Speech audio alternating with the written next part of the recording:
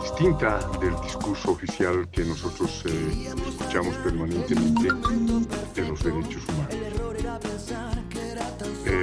Sí, nuestro espacio es para formarnos, entonces tenemos que estar predispuestos a la discusión, al debate, a la polémica, a ideas distintas, abrir nuestra cabeza a nuevas ideas, etc. Cada uno de nosotros vamos a tener la posibilidad de optar por el camino, por la línea, por el lado, por la ruta que nosotros definamos. Y es muy bueno que esto sea con conocimiento de causa, con una meridiana visión, con un meridiano conocimiento de cuáles son las opciones distintas, cuáles son los caminos, para que nosotros con algo más de cultura o de información podamos optar nuestro camino, ¿no? Esa es la formación. ¿Por qué jóvenes tenemos que formarnos políticamente? Por una sencilla razón elemental. Es que la vida cotidiana, la vida diaria, nos enfrenta a enormes problemas, a enormes dificultades, a enormes desafíos en la vida y en la sociedad. Y esos problemas, miren ustedes, siempre son mirados desde dos ópticas, o desde dos ángulos, desde dos puntos de vista. Es decir, en la política estoy hablando. Y eso cubre todo, absolutamente todo. ¿Cuáles son esas dos?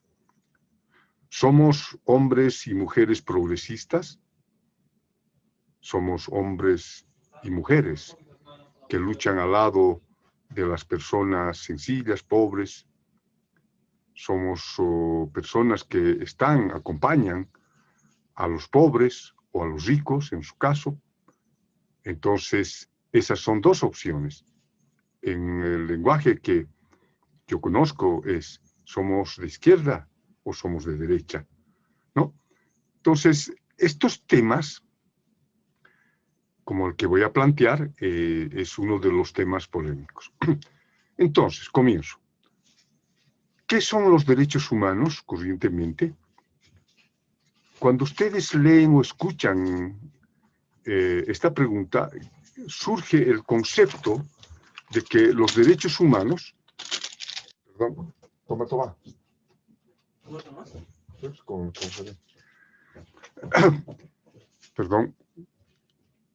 Escuchamos el concepto de que los derechos humanos son atributos de todas las personas, universales, que todos tenemos derechos, etcétera, etcétera.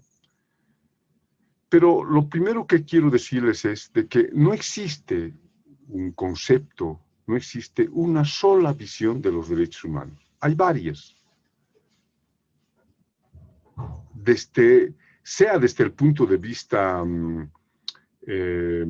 político, ideológico, o sea desde el punto de vista de corrientes que han ido construyendo distintas categorías. Lo más importante, no existe una sola visión de derechos humanos. Hay varias. Y nosotros esas visiones las podríamos reunir en dos. Una es la visión liberal, ¿no?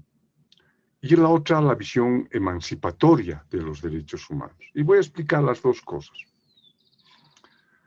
La visión liberal, miren, es la visión que se ha impuesto, que está en la literatura, está en los libros, está en la prensa, está en la televisión, está en el discurso de la mayoría de los que hablan de derechos humanos. ¿Y cómo definen esta versión, esta corriente de los derechos humanos?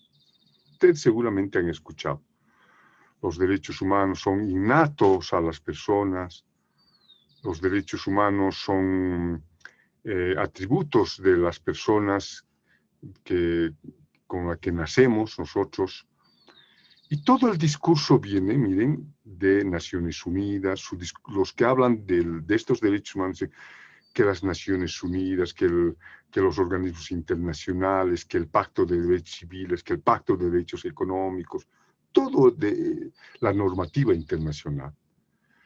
A esta corriente se han afiliado fundamentalmente los abogados, ¿no?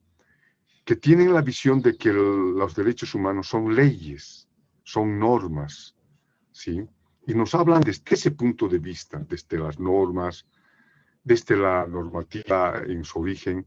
Esta corriente, cada vez que hablamos de derechos humanos, nos hablan de la Declaración Universal como el inicio de todo. Algunos incluso van hasta la Revolución Francesa. Dicen la Revolución Francesa, qué sé yo. Y todos nosotros sabemos que la Revolución Francesa es la revolución política, si ustedes quieren, de la industrialización, del capitalismo en realidad. ¿Sí? Es el momento donde se supera el feudalismo y fundamentalmente el dominio total de la Iglesia. Antes, la lluvia, los fenómenos, la familia, las reacciones de los jóvenes, el divorcio, la pobreza, la miseria, las calamidades, todo se explicaban a partir de la voluntad de Dios. ¿Sí? Dios ha querido así, Dios era el que definía eso, nosotros éramos pobres víctimas de Dios. Entonces, toda esa explicación antes de la Revolución Francesa. Cuando viene la Revolución Francesa, se impone la ilustración, se impone la cultura, la explicación de los fenómenos, de la lluvia, de los terremotos, de todo, desde el punto de vista científico. Ya no se explica a partir de su buen humor o su mal humor de Dios. ¿Se dan cuenta? Entonces, ese momento de la Revolución Francesa, precisamente en ese momento surge la reivindicación de la libertad, la fraternidad, ¿sí? Los derechos humanos en la Revolución Francesa. Entonces, esta corriente recurre a esa explicación, insisto, recurre a la explicación de los documentos de Naciones Unidas, recurre hasta ese momento a la normativa actual que en Bolivia, que en todos los países, etcétera, etcétera. Y en esa corriente, jóvenes, ¿cuál es el derecho más importante? Ellos nos dicen que es el derecho a la vida. Sin embargo, en el fondo, el derecho más importante de esta corriente es el derecho a la propiedad. Porque ese es el principio esencial del capitalismo, la propiedad.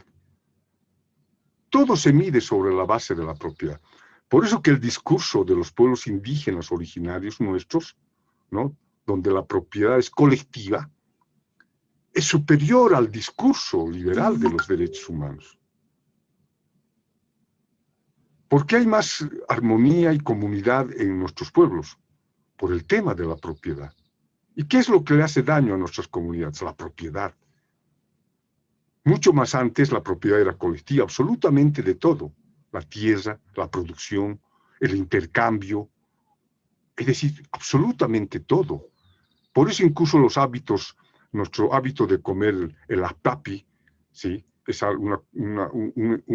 parece insignificante, pero es un acto donde se pone en el suelo lo que la gente contribuye y cada uno alza lo que cree que necesita y deja para los demás porque no está solo.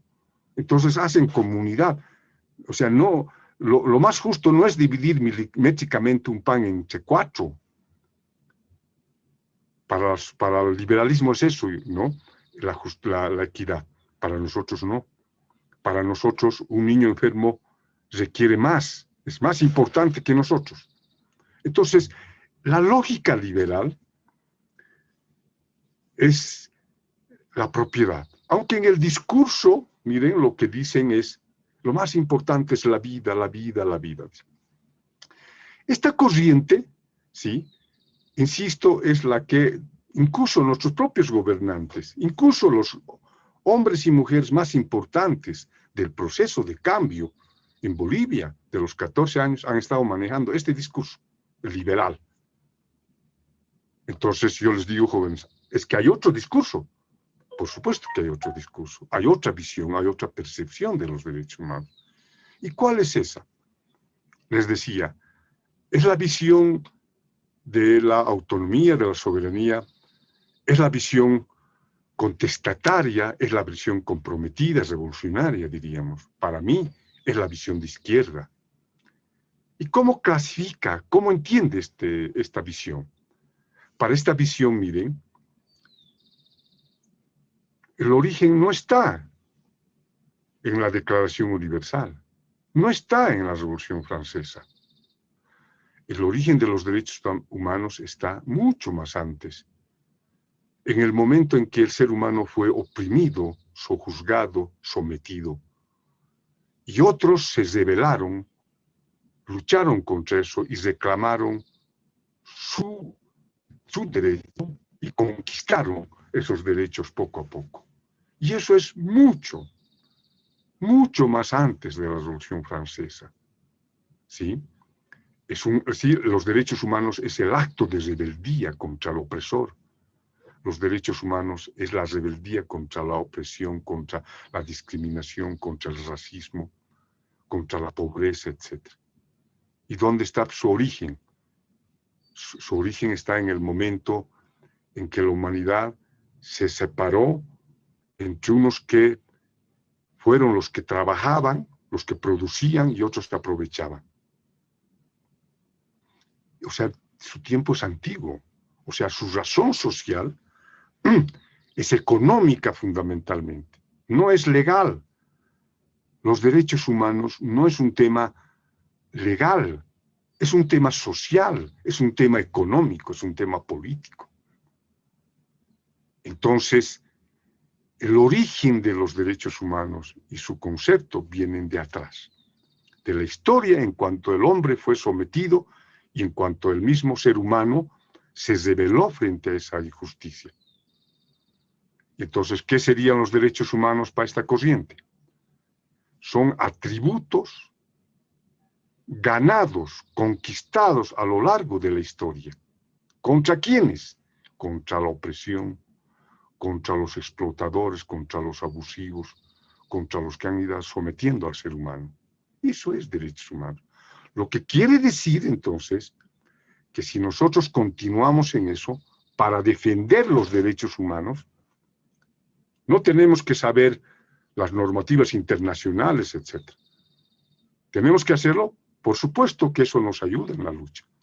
Pero lo más importante para nosotros, miren, es que nosotros nos identifiquemos con la persona que está sojuzgada, oprimida, discriminada. Y esa lucha contra alguien, porque la gente no nace pobre, ¿no es cierto, jóvenes? La gente no nace sufriendo. Y otros no nacen ricos, ¿sí? O sea, no nacen con su mochila de plata, con su mochila de propiedades. Todos nacemos igual. Es esta sociedad, este mundo, que ha logrado distribuir la riqueza de una manera tan extraña, miren ustedes, para unos, ¿no? Toda la riqueza. Y para la gran mayoría es la pobreza. Pero resulta que esa gran mayoría es la que produce la riqueza. Los obreros, los trabajadores, los campesinos, ellos son los que crean la riqueza. Y ese grupo pequeño es el que disfruta de todo. Y no solo disfrutan ellos, sino sus hijos. Y vienen ellos disfrutando porque sus padres, sus abuelos, como generaciones disfrutan. Y los otros pobres, como generaciones igual arrastran su pobreza, su miseria. Incluso en el caso de Bolivia arrastraban su apellido del que se avergonzaba mucha gente, ¿no es cierto? Eso por lo menos creo que en parte hemos superado en estos últimos 15 años. ¿No es verdad? Entonces uno diría, ¿dónde están los derechos humanos en realidad? Más de 70 años tiene, jóvenes, la Declaración Universal. Yo les pregunto, si tiene 70 años y ahí está comprometido las Naciones Unidas para resguardar a la gente, sigue habiendo guerras. Hay más guerras que antes incluso. Hay más pobreza para algunos estudiosos que antes. Sigue la gente muriéndose de hambre. entonces uno preguntaría, ¿dónde están los derechos humanos? Cualquiera de ustedes que agarre la Declaración Universal, ¿no? Yo siempre digo en tono de broma, si ustedes sacuden la Declaración Universal, no sale de ahí los derechos. Los derechos salen de la lucha, es decir, salen de la valentía, del heroísmo de los luchadores del Alto, de nuestra gente, de los mineros, ¿sí? Del movimiento campesino, de la lucha por la reforma agraria, de la lucha de los esclavos, de la lucha de los siervos, de la lucha de los trabajadores del mundo. Ahí están los derechos humanos. O sea, no están en los documentos. Los documentos se han hecho después para ratificar eso. Entonces, nosotros, creo yo, tenemos que diferenciar esas dos visiones. Y es fácil, como les digo, identificar esas dos visiones. Una, reitero, todo el tiempo que habla de derechos humanos habla de Naciones Unidas, que los documentos, que tal documento, etc. El documento es una cosa, tú te trasladas a la realidad y en el caso nuestro, por ejemplo, se han hecho grandes esfuerzos en el país en los últimos años, pero todavía hay grandes resabios de desigualdad, de pobreza, de miseria, etc. Díganme o no, jóvenes, si la salud, por ejemplo, es un derecho o es un servicio. Nuestra Constitución dice que es un derecho. Deberían cerrarse las clínicas privadas. No debería existir clínica privada. Esa es responsabilidad del Estado. Sí. Entonces, no debería haber colegios particulares. Sí. Es decir, los pobres son los que salen perdiendo en esta vida, ¿sí? Y son los pobres los que crean la riqueza del mundo. Son los campesinos y los trabajadores. Esa es una ironía, ¿no? Es decir, ¿dónde está la ironía? Quien más trabaja es más pobre. El que más esfuerzo hace, sacrifica en su vida, es el que menos tiene. ¿Cómo es eso? Dígame, jóvenes o no, en nuestro país, el sector minero durante mucho tiempo es el trabajador que más sacrificado es, el que más riesgo corre en la mina por los peligros y por el mal de mina. Pero no son ellos las personas que tienen más ingresos. ¿Quiénes son las personas que tienen más ingresos? ¿Quiénes viven bien? ¿Quiénes son los que tienen no casas, sino palacios en este país? Entonces, déjenme decirles esto. Entonces quiere decir que los derechos humanos no es un problema de leyes, no es un problema legal, no lo es un problema político. ¿Qué quiere decir eso?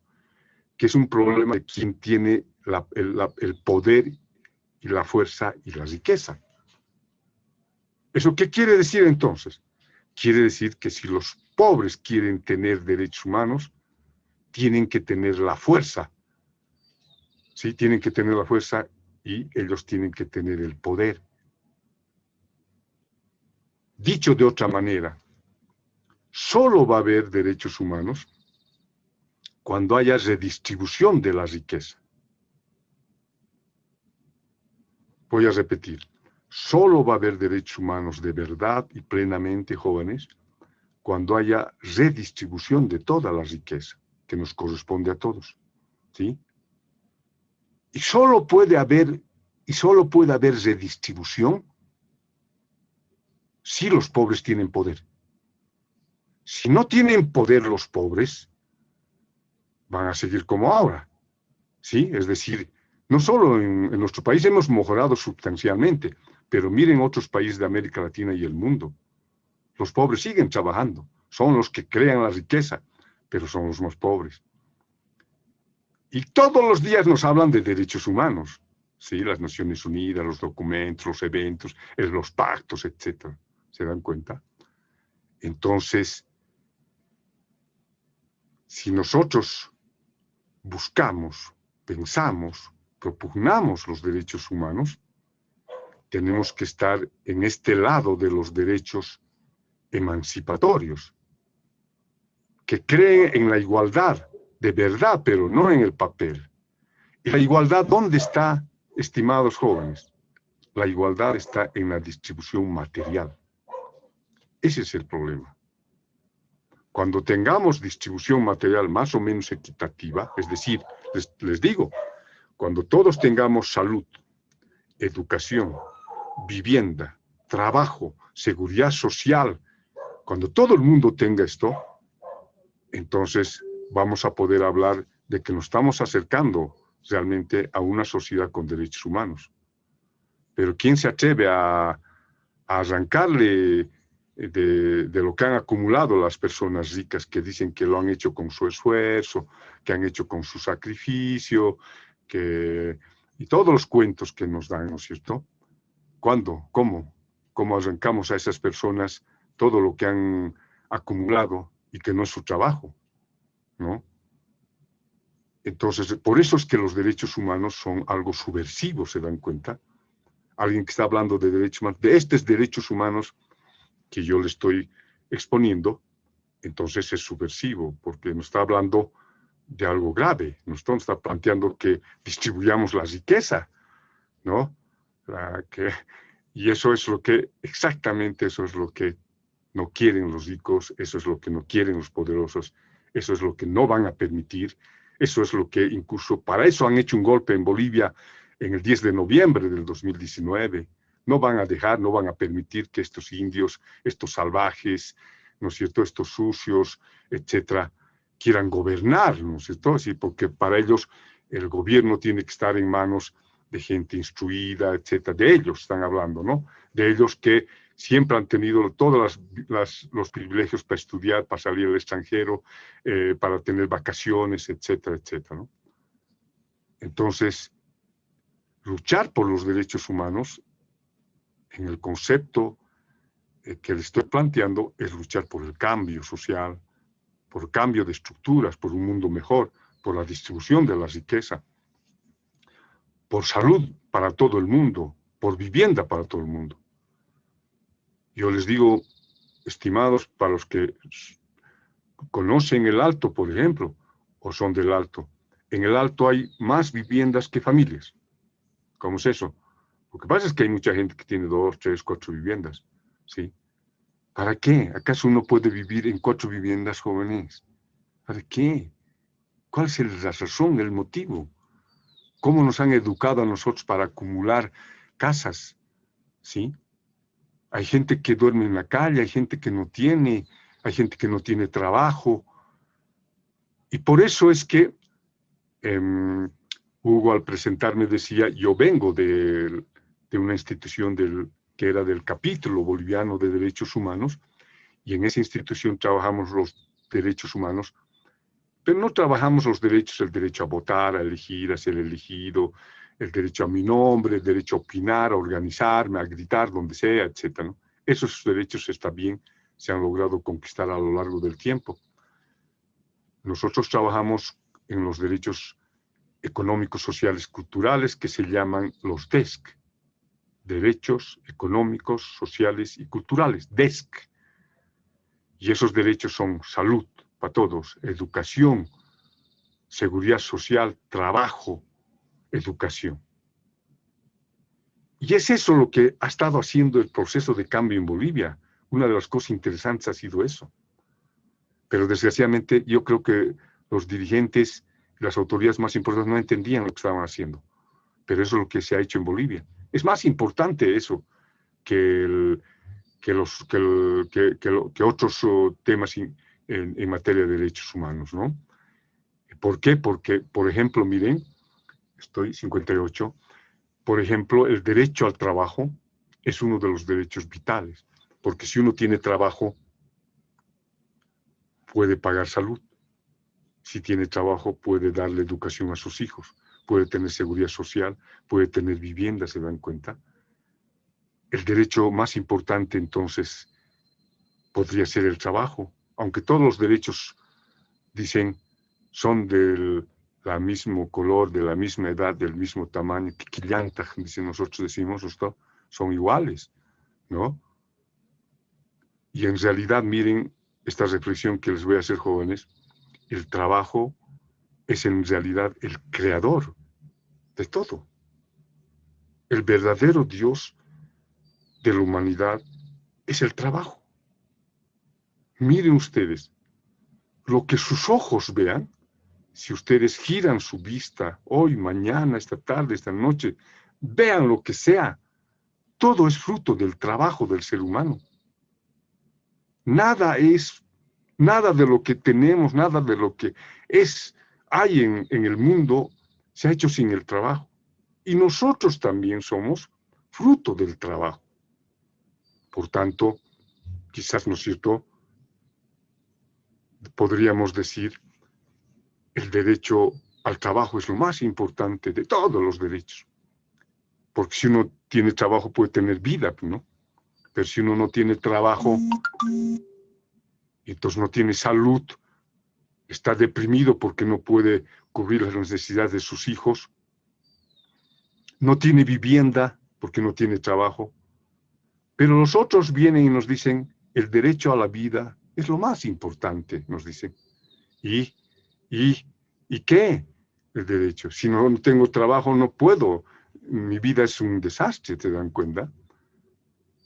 Y este conjunto de derechos y esta visión que le estoy diciendo es una visión política, es una visión de izquierda, es una visión comprometida, es una visión comprometida con los más pobres, es la visión comprometida con los trabajadores, con la gente que sufre más. Entonces, ¿qué tenemos que hacer cuando vamos a decir derechos humanos a la gente?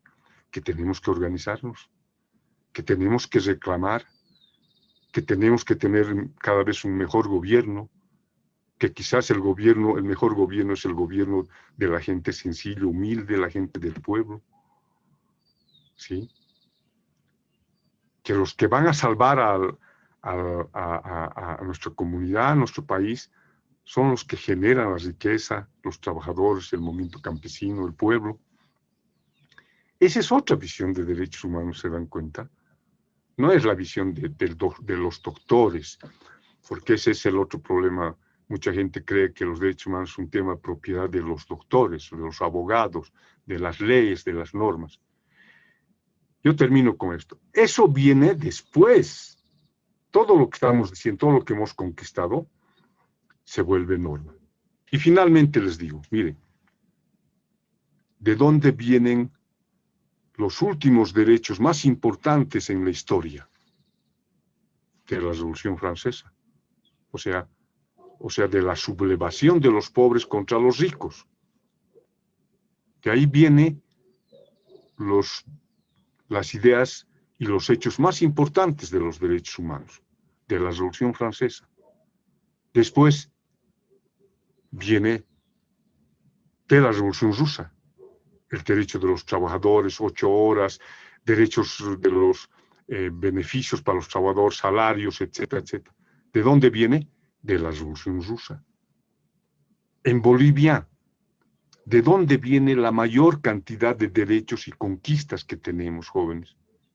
De la lucha por la independencia contra el colonialismo español. ¿Y cómo se ha logrado eso? ¿Con abogados?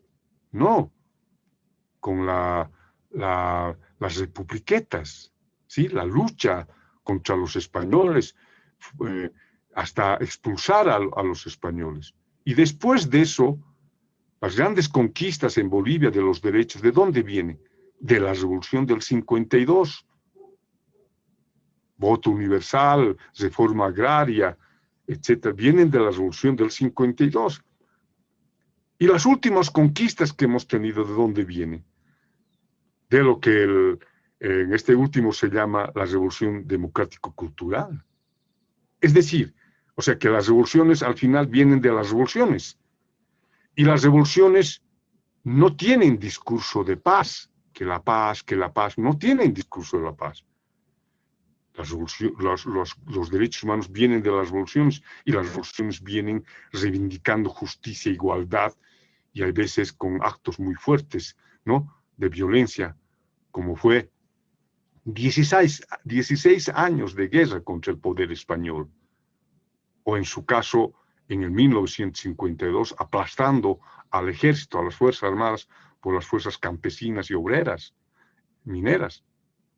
De ahí vienen los derechos humanos. Eso después se pone en el papel.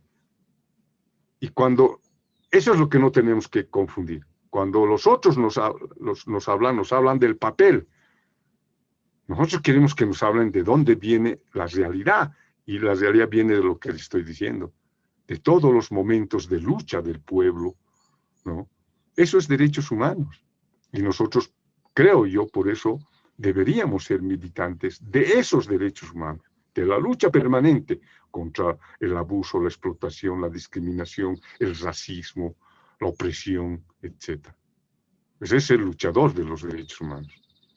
Entonces, son dos visiones distintas, dos visiones que están contrapuestas, pero que desgraciadamente no están mucho en la literatura, ni en la prensa, ni en los medios de comunicación, ni en los gobernantes, etc. Desgraciadamente no está clarificado para muchos. Y creo que esa es la razón por la que yo he traído este tema, para que ustedes puedan captar, entender que hay estas dos maneras de ver, dos visiones. Hugo, creo que me he pasado con 1 minuto, 30 minutos, creo, por favor. Y entonces... Adelante. En principio, buenas tardes.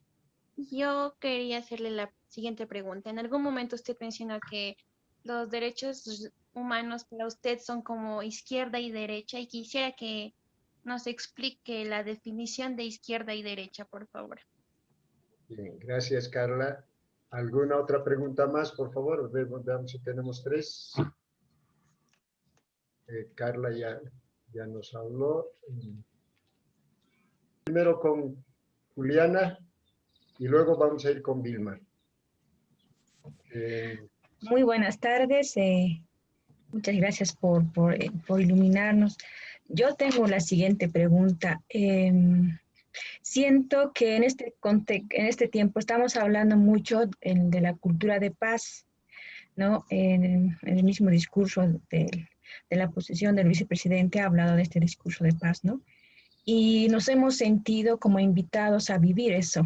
Y ahora nuestro expositor nos dice que tenemos que luchar por los derechos humanos, no desde las letras, sino exigiendo esto de, por ejemplo, que los derechos humanos se han ido dando a través de las protestas, luchas, y sabemos, ¿no? Entonces, ¿cómo podemos compaginar esto?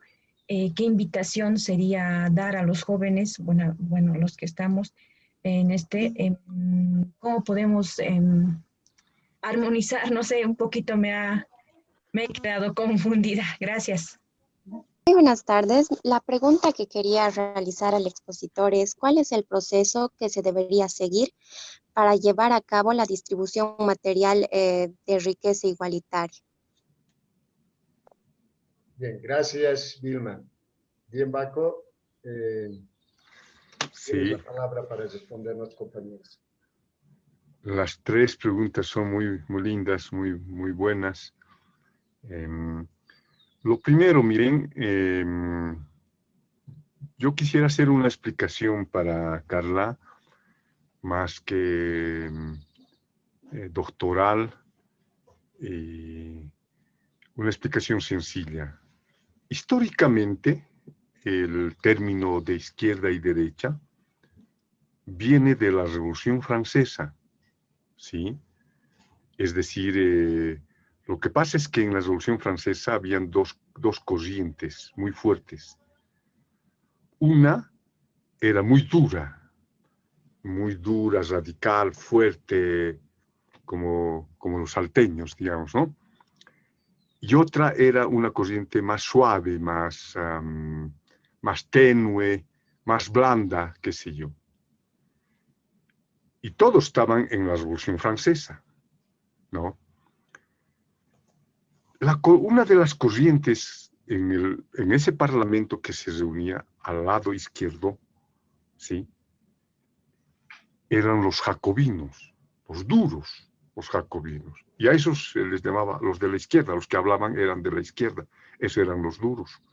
Y los otros eran de la derecha, que en este caso no eran, digamos, reaccionarios, ¿no? Todos estaban haciendo la revolución. Solo que los jacobinos con Robespierre eran realmente duros, ¿no? Incluso planteaban que había que liquidar de una vez con todos los nobles de esa época, ¿no? Quienes han visto, miren, jóvenes, quienes han visto Oliver Twist, van a ver la pobreza en ese momento de Inglaterra, de otro país vecino, ¿no? Cómo eran la gente, si ya no puedo preguntar si han visto Oliver Twist, la película, quienes han visto Perfume, ¿sí? Ese era el nivel de pobreza en ese momento en Europa, y precisamente los pobres se rebelaron. Quienes han visto a Víctor Hugo, Los Miserables, o han leído Los Miserables, así vivía Europa cuando se estaba edificando el imperio del capitalismo, ¿no? O sea, para que vean. Entonces, en ese momento, en la Revolución Francesa, a ese grupo se le llamó izquierda, y así se ha quedado hasta ahora. Entonces, ¿quiénes son los de izquierda? Son los que luchan junto a los pobres, los que luchan por la justicia social, los que luchan por la redistribución de la riqueza, los que plantean cambios estructurales, los que plantean salud pública gratuita, educación gratuita, salud gratuita para todo el mundo, trabajo para todo el mundo.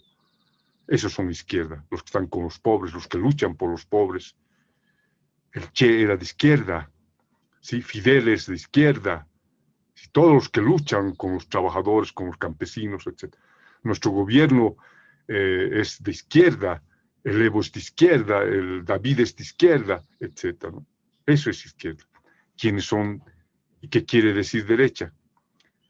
Esa idea de Francia se ha asimilado, y ahora derecha son los ricos, los que luchan junto a los ricos, los que propugnan a los ricos y los que defienden los intereses de los ricos.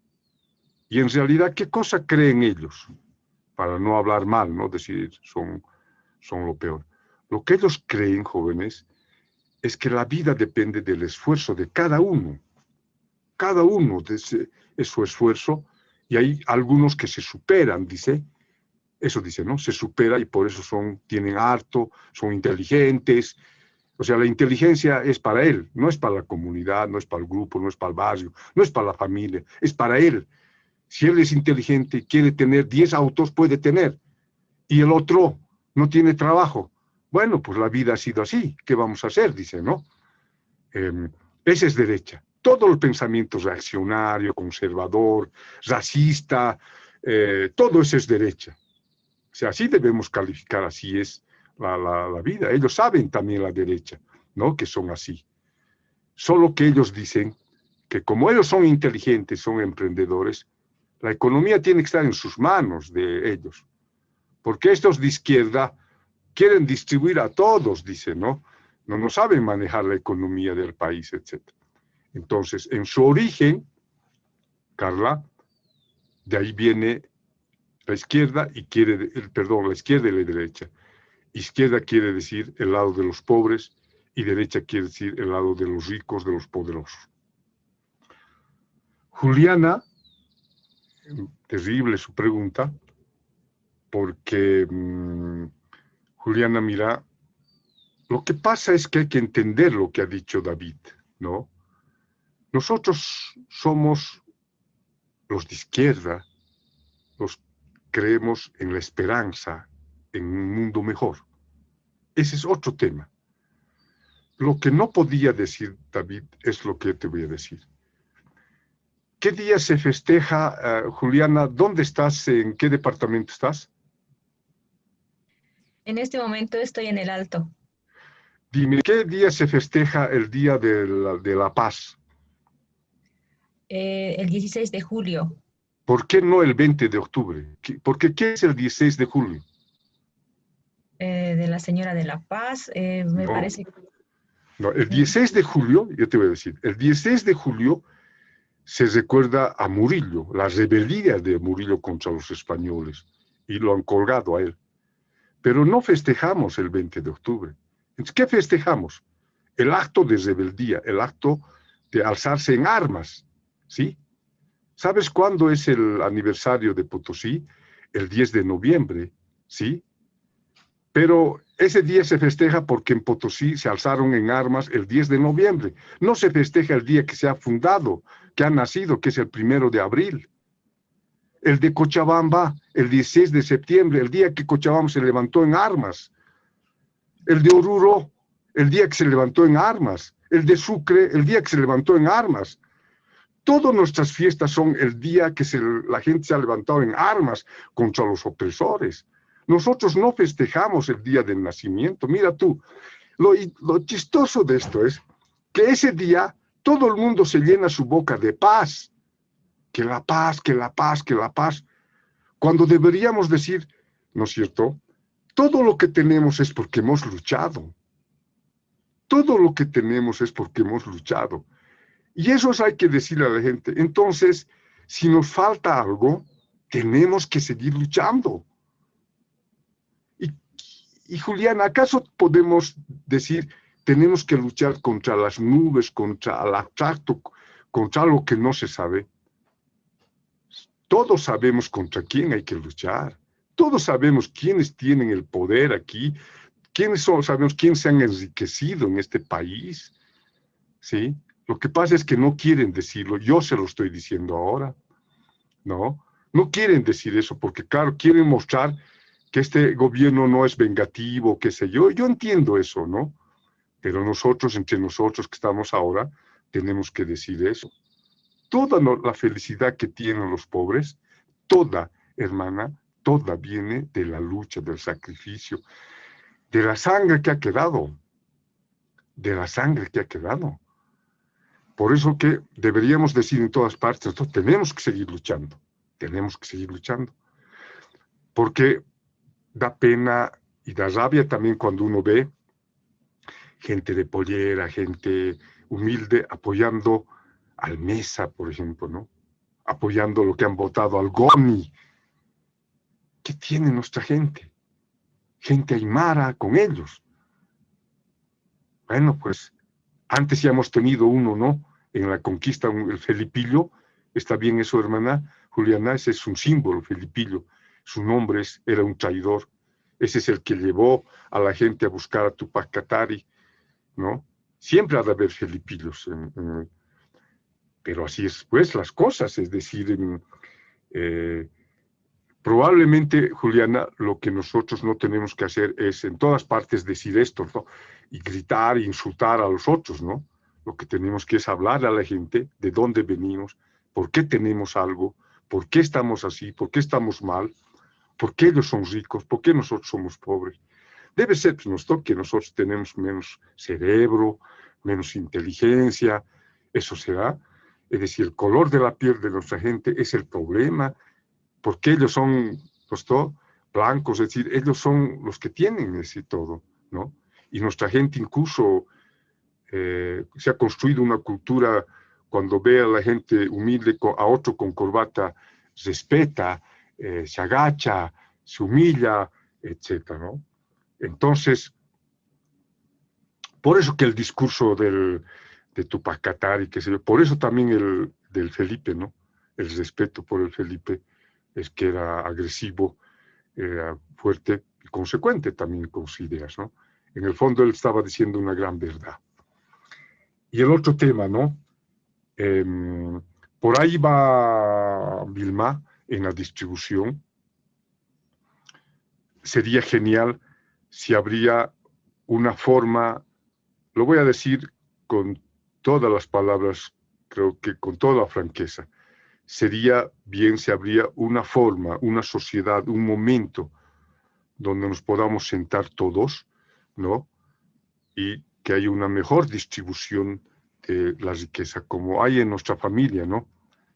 Yo no sé si alguno de ustedes en su familia es dueño de la cucharilla, de algún platillo, de algún plato, de alguna silla, ¿no es cierto? Si es dueño, ¿no? Todos somos dueños de todo lo que hay en nuestra casa y eso hace que seamos hermanos, tengamos otra convivencia, ¿se dan cuenta? ¿Cómo podríamos hacer en toda la sociedad esto? ¿Cómo podríamos distribuir? A las buenas, digo yo, ¿no?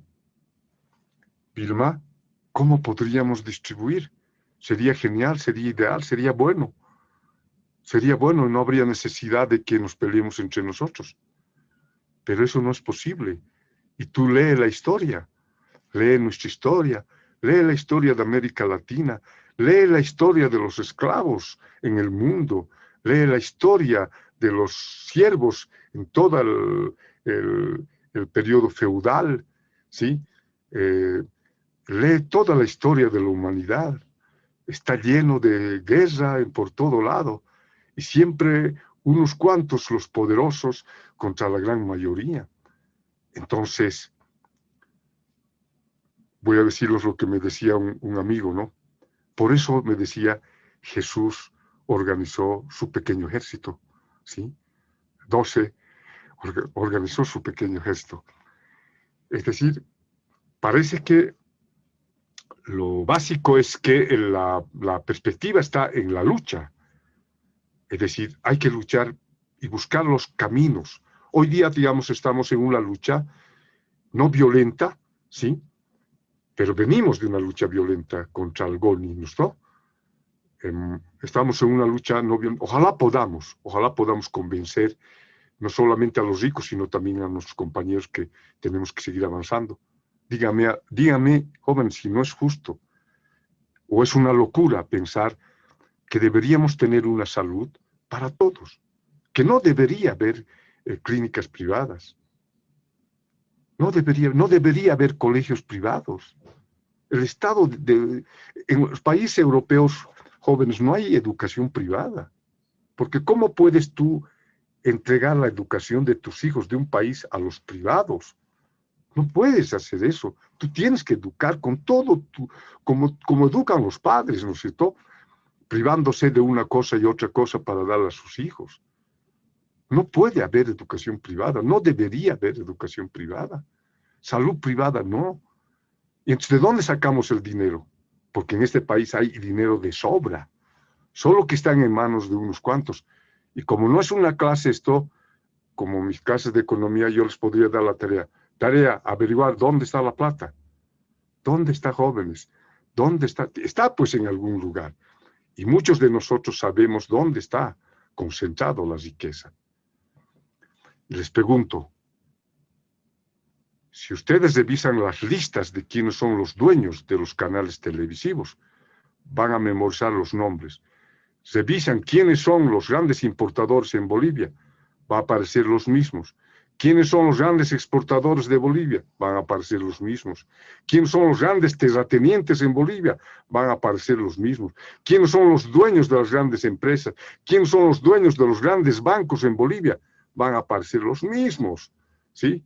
El León, el Marinkovic, etcétera, ¿sí? Ellos son los dueños de este país, ellos son los grandes poderosos en este país.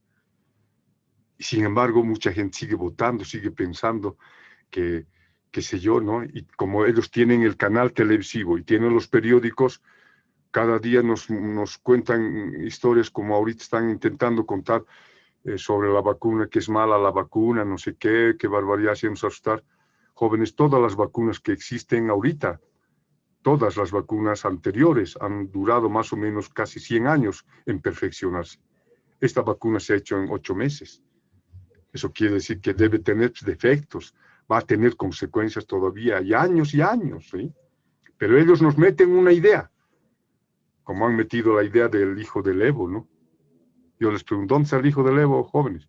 Nunca hubo ese hijo, nunca hubo. Entonces, ellos tienen las grandes tierras, ellos tienen las grandes empresas, ellos tienen los grandes periódicos, ellos tienen los canales, etc. Y todo lo que estamos pensando nosotros, lo que decimos, muchas veces no es lo que nosotros pensamos, sino es lo que escuchamos, lo que oímos, lo que leímos de ellos, ¿no? Les voy a poner este ejemplo del Pato Donald, ¿ya? Cómo es la educación. Pato Donald necesita plata y su tío rico le presta plata, ¿no? Después, Pato Donald tiene que devolver esa plata. Y cuando devuelve esa plata, tiene que pagar el interés más, ¿no es cierto? Juliana, que te estoy viendo a ti, y estimados jóvenes. Es obvio, Watson, ¿no es cierto? Elemental, por supuesto, ¿no es cierto? ¿Y quién dice eso? Porque la iglesia desde su origen dice que el crédito, es decir, el interés, perdón, es un robo. Porque cuando ustedes ponen 100 bolivianos en una caja de madera, esos mismos 100 bolivianos en una caja de metal, en una caja de oro, un mes, y abren, esos 100 bolivianos está ahí. La plata no se reproduce.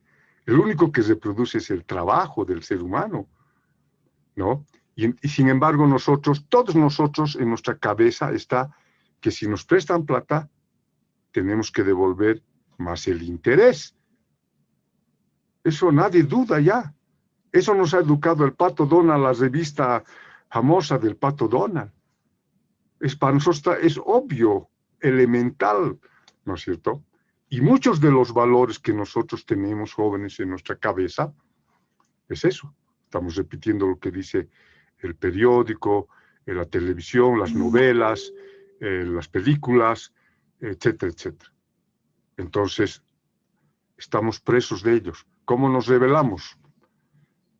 Si alguien nos dice que ha descubierto otra forma distinta que la vía que nosotros hemos hecho para lograr nuestra independencia de los españoles, entonces va a ser un gran descubrimiento, ¿no?